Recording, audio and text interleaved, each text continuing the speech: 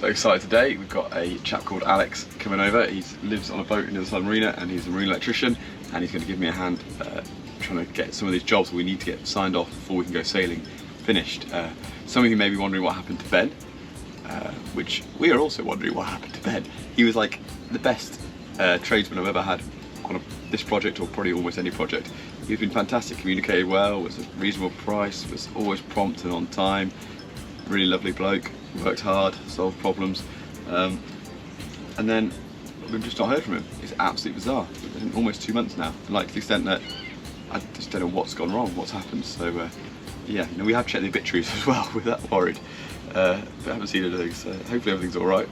But in the meantime, we've got to go sailing, we've got to get going. So I talked to this chap in the marina next door about our problems and what we've got to get sorted, and he's said he's going to pop over today and give us a hand, which is really cool. I'm really excited about that. Alex had to go off, a couple of things to do, but he's left me with instructions, and I think I did a thing. I think I got it to work. I just got the anchor to go not only down, also up, which he's never ever done before. The previous owners told me he didn't do that, and we got it going the other way. So when we rewired it all, we did it right. And this is now the moment. Is this going to work?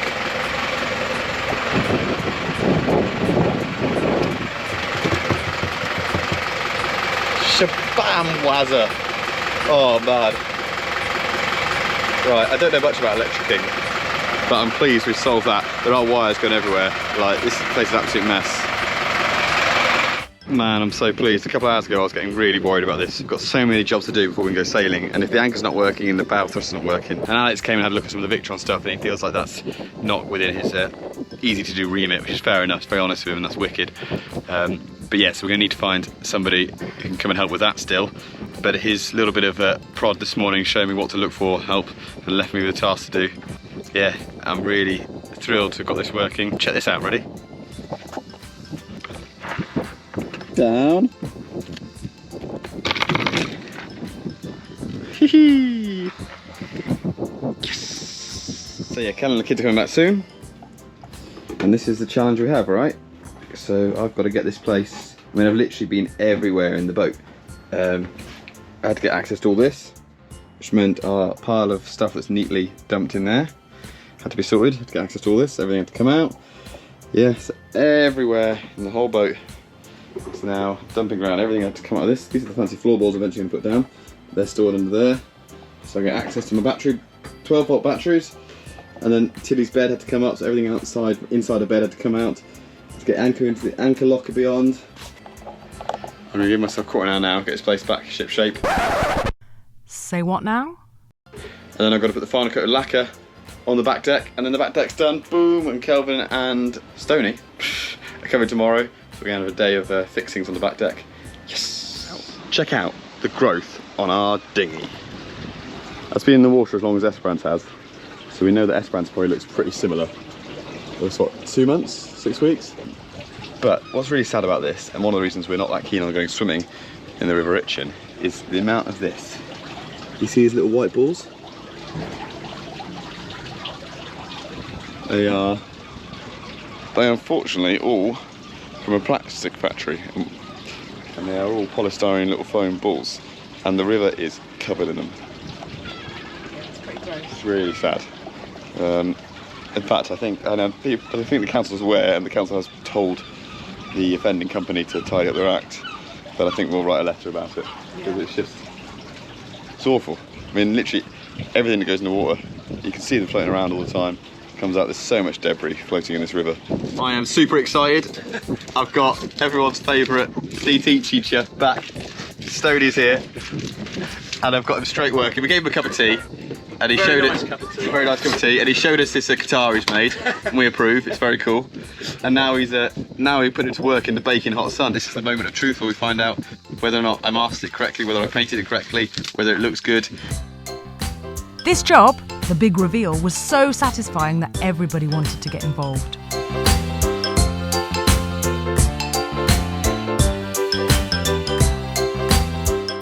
Look at the lines on that.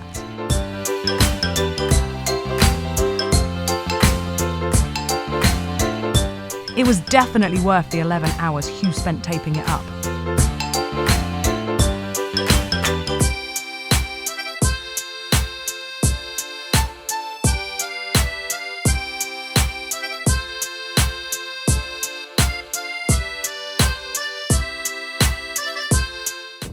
What?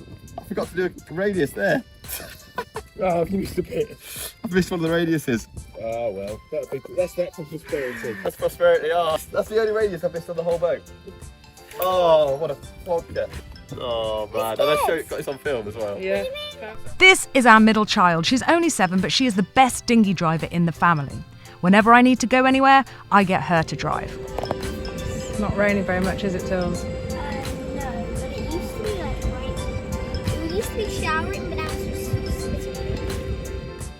Just like when Mr. Miyagi comes back to visit Daniel's son, or when Obi-Wan Kenobi comes to see Anakin before he went evil, Stoney, Hugh's old DT teacher, came to lend a hand.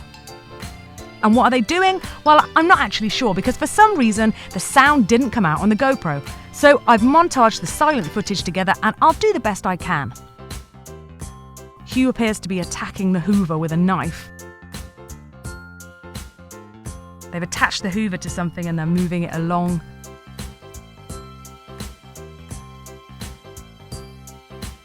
Oh, there's some grain. Yeah, some grain. That looks quite good. And they're having a look at the grain and they can see it from that angle. It looks quite nice, I think. Yeah, he says it goes that way. What are they going to do now? I don't know. They just stood around patting. Maybe he's saying maybe it'd make a good use for a drum. I don't know. I think the general idea was that they're using some of the old synthetic material from the tow rail to make feet and surrounds for the deck fittings, so that they all look lovely and matching.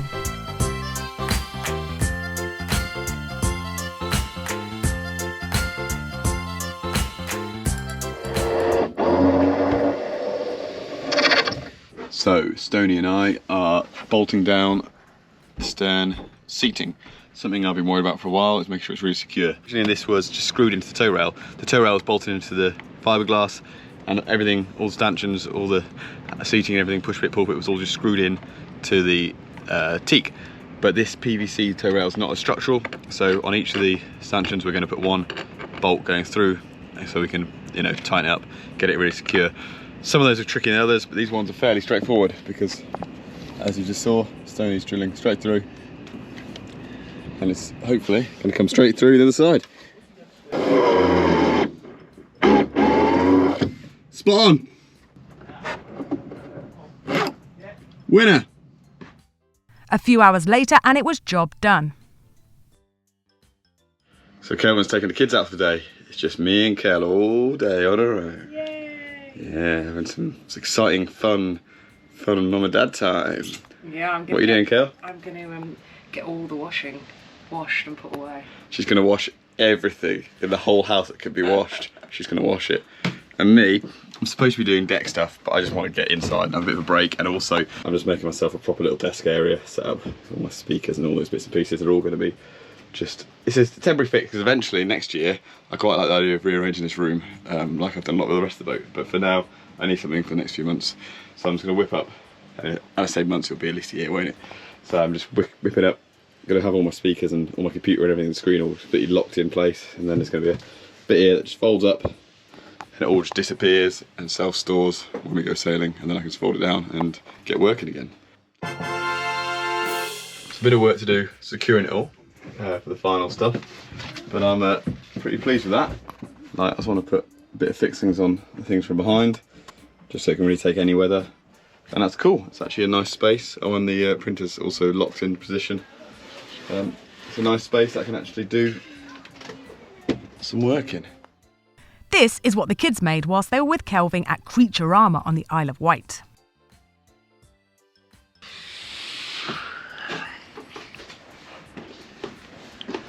Right, so I took a much needed day off the deck yesterday and spent the whole day working on a project inside, and I've now got a really cool functional workspace in the back cabin. The next thing is, in about an hour's time, Mark's going to turn up and drop in the solar arch. He'll take it away again, but he's going to do a sort of first fit on it, a workout one, and he's tweaking because the boat's curved this way, that way, and because nothing's in alignment and nothing's symmetrical, he sort of got as close as he can in the workshop. It was quite cool when I went to the workshop. I saw he'd sort of marked out Esperance on the floor.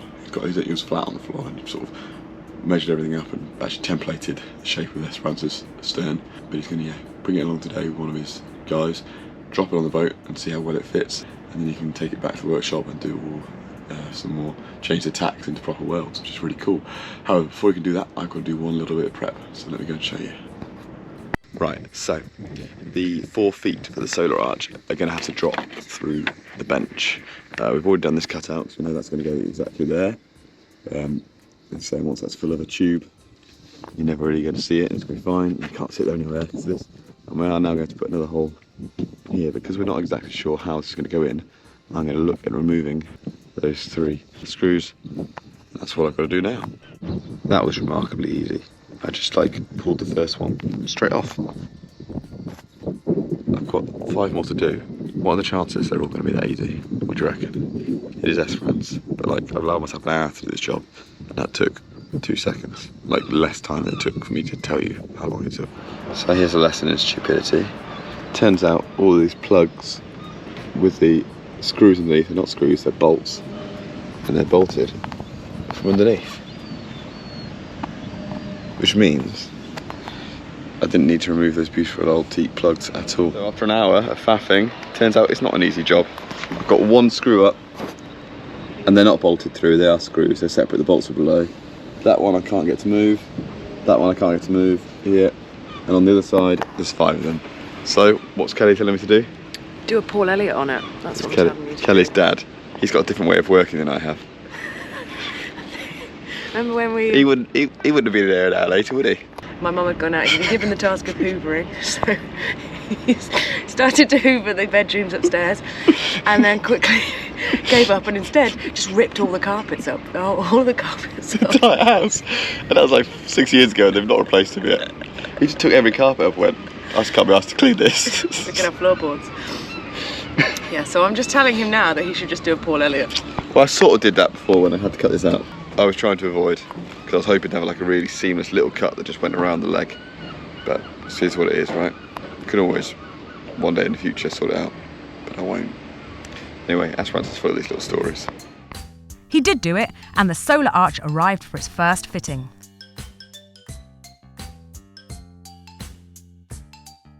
Looking good. That's all for this week, folks. Nothing else to report, as we had the weekend off to celebrate Hugh's mum's birthday.